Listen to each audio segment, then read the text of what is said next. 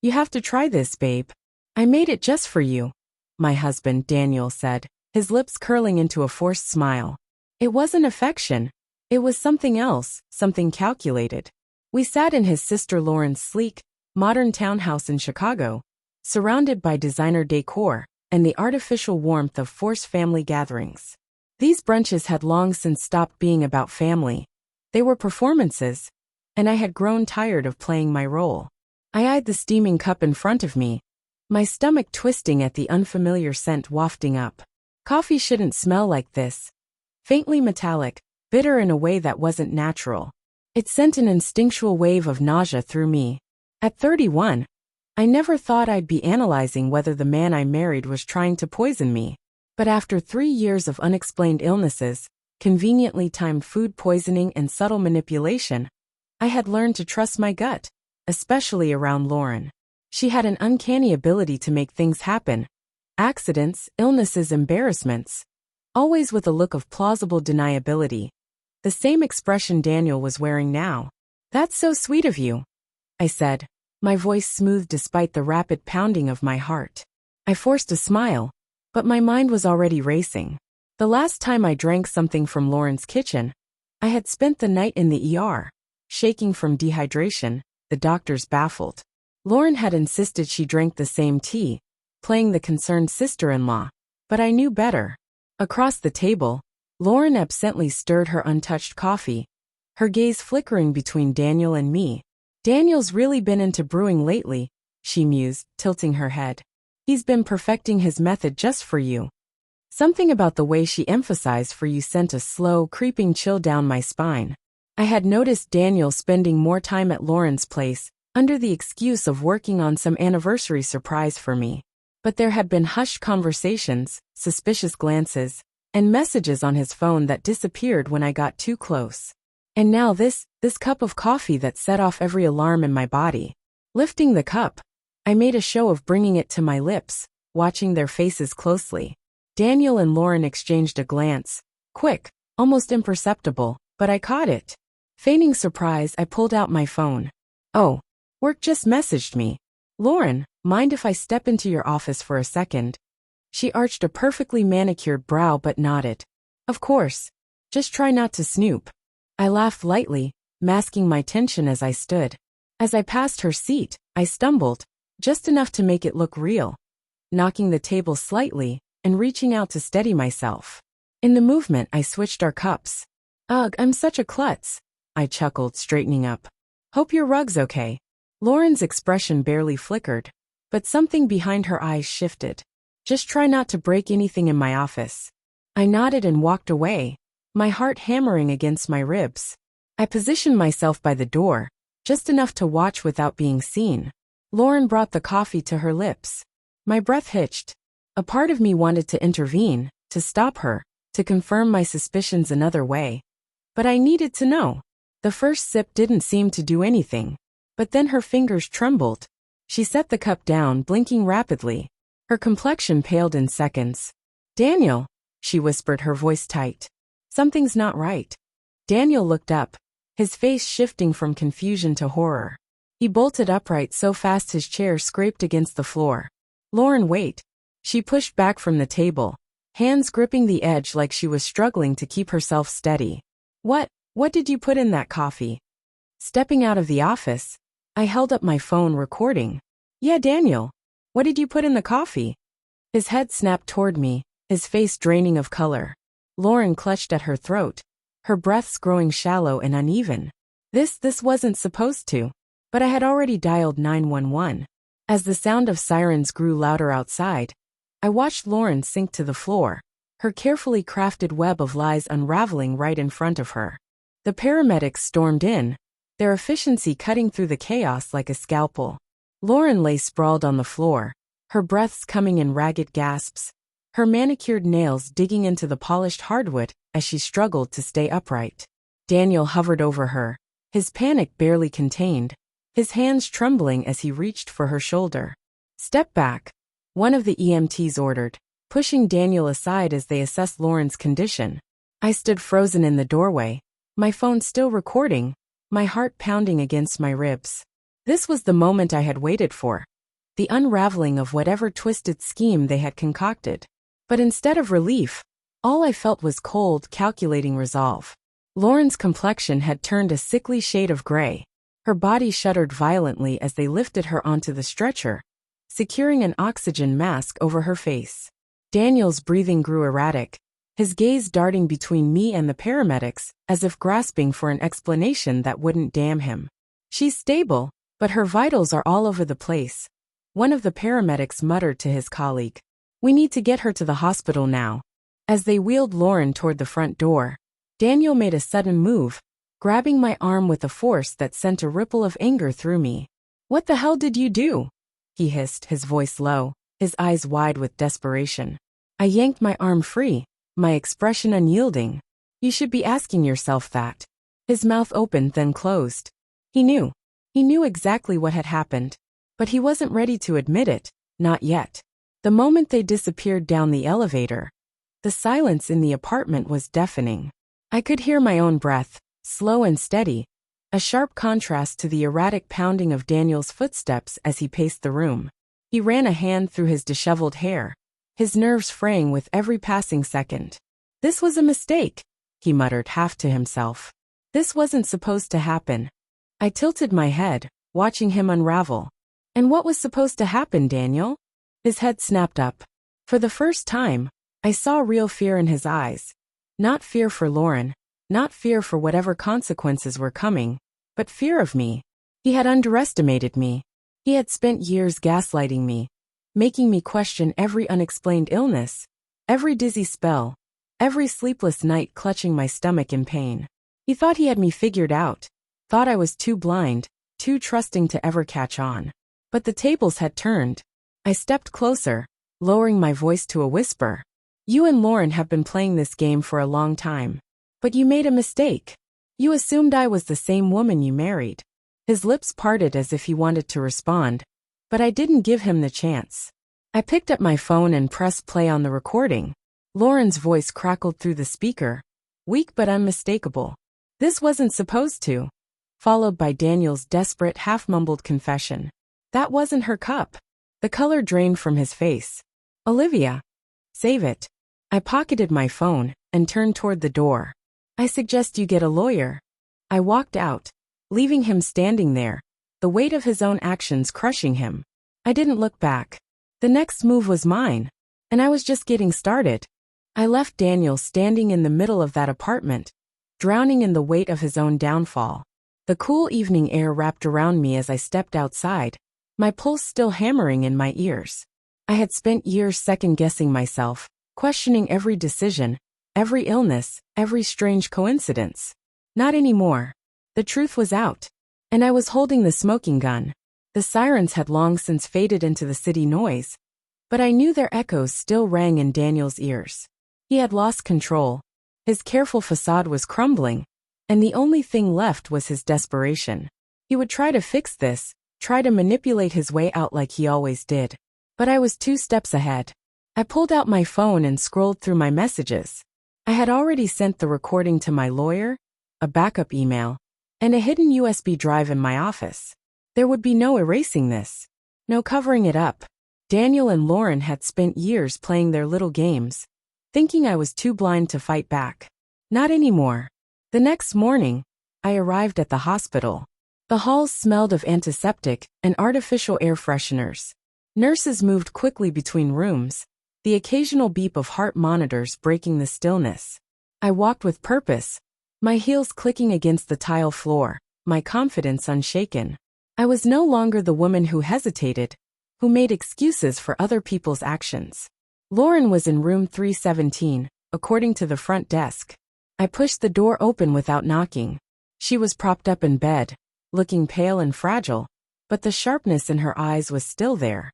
The moment she saw me, her expression tightened. I let the silence stretch between us, let her squirm under my gaze. Finally, she exhaled sharply. "What do you want?" I pulled up a chair beside her bed, crossing my legs. "Just checking in." She scoffed, shifting uncomfortably. "Spare me. You've been waiting for this moment, haven't you?" I tilted my head, considering. Maybe, maybe not. But I think we both know what happens next. Her fingers curled into the hospital blanket. Daniel is handling everything. You won't get away with this. I laughed, a sharp hollow sound. Handling? Lauren, your brother couldn't handle a locked phone screen without my passcode. Do you really think he's coming to save you? He's too busy saving himself. Her face paled even more, and for the first time, I saw a flicker of doubt.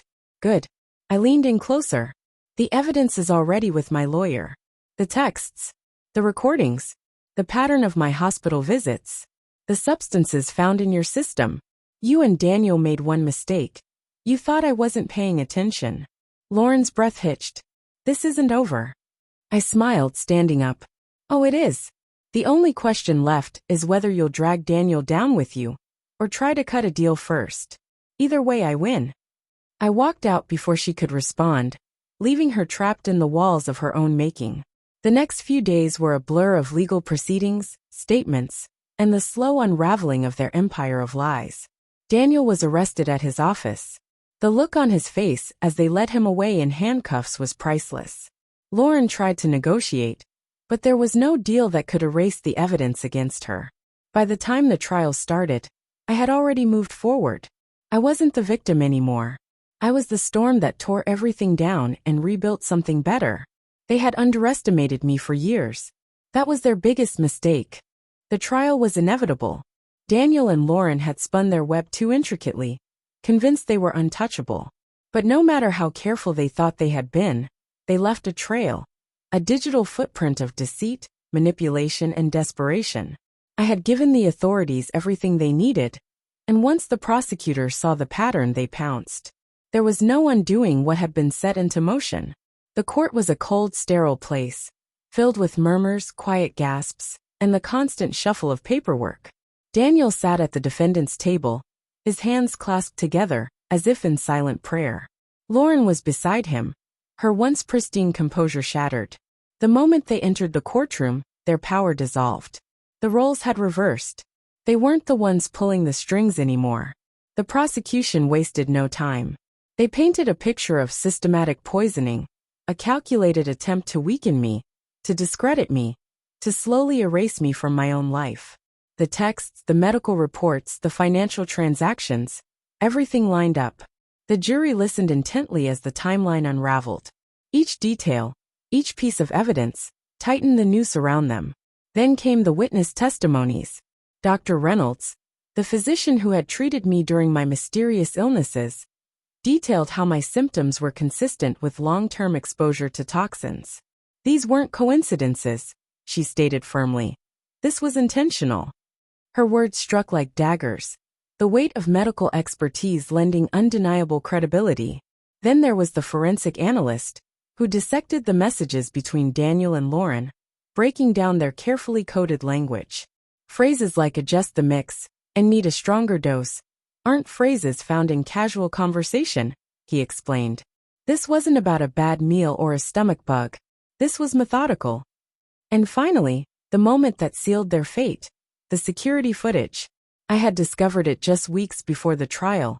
Grainy but unmistakable footage from Lauren's apartment security system. It showed Daniel in her kitchen, rifling through a drawer, pulling out a small vial, pouring a few drops into my drink, and stirring it carefully before setting it in my usual spot. The timestamp aligned perfectly with one of the hospitalizations. There was no mistaking his intent. As the footage played, the courtroom was silent. Daniel had finally stopped shifting in his seat, his face frozen in horror as his own actions replayed in front of everyone. Lauren, pale and rigid, sat motionless beside him. Whatever remaining illusions of control they had were gone. When the prosecution rested their case, there was no doubt. The defense scrambled to paint a different picture, that it had all been a misunderstanding, that maybe I had misinterpreted the situation, that Daniel and Lauren were victims of circumstance. But the evidence was overwhelming. The jury didn't buy it. It took them less than 2 hours to reach a verdict. Guilty. On multiple counts, including attempted murder, conspiracy, and aggravated assault. The sentencing hearing came shortly after, and as the judge read their punishment, I watched them crumble. Daniel was sentenced to 25 years in federal prison. Lauren got 20, No amount of wealth, privilege, or manipulation could save them now. The moment they were led away, I exhaled for what felt like the first time in years. It was over. Moving forward wasn't instant. I had spent so long entangled in their lies, their cruelty, that freedom felt foreign. But I wasn't about to waste it. My career flourished. The scandal only solidified my reputation. Clients admired my resilience, my ability to withstand the storm.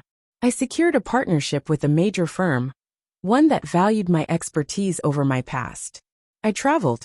I rebuilt friendships I had lost when Daniel isolated me. I found joy in the things I had once taken for granted. Simple mornings with coffee that wasn't laced with poison. Evenings where I didn't have to look over my shoulder. Daniel and Lauren tried to reach out from prison. Letters. Messages through mutual contacts. They wanted explanations, chances to justify, to plead. I never responded. They had made their bed, and they could lie in it. 1 year later, I stood at the grand opening of my own consulting firm. The name on the sign was mine, untouched by their corruption, untainted by their sabotage. I had survived. No more than that, I had won. Because in the end, revenge wasn't about getting even. It was about moving forward stronger, smarter, untouchable. And that's exactly what I had done. The courtroom's echoes had long faded, but the weight of what happened still clung to me. The trial had ended. The sentencing had been delivered. Daniel and Lauren were behind bars. Yet despite my newfound freedom, something lingered in the air like the remnants of a storm. I had spent so much time fighting them, surviving their attacks, proving my worth beyond their twisted games. But what happens after the war? What's left when the battlefield is empty, and all that remains is silence? At first, I threw myself into work, pouring every ounce of energy into my consulting firm. The launch had been a success. Clients respected me, admired my resilience. I became a name that carried weight in my industry. My story had made headlines, not just the scandal but the triumph. From victim to victor. How one woman built an empire after betrayal. The articles wrote themselves. I traveled. I shook hands with CEOs, negotiated multi-million-dollar contracts, attended high-profile galas where people whispered about my past, but never dared to mention it to my face. I was respected. I was untouchable. But at night, when the noise settled, when the phone stopped ringing, when I was alone in my sleek, glass-walled penthouse, the silence felt deafening. I tried to ignore it, brushing it aside as remnants of the past clinging to me like old scars. But the truth was, I had spent years defining myself through them. Through my battles with Daniel and Lauren, through the struggle, through the need to prove I was stronger than their schemes. Without them, I was free. But without them, I was also unmoored. One evening, almost a year after the trial, I received a letter. The envelope was simple, the handwriting eerily familiar. My stomach twisted as I opened it, half expecting another desperate plea, another manipulation attempt. But it wasn't from Daniel or Lauren. It was from a woman named Marissa Blackwell. I know what they did to you. I know what they were capable of.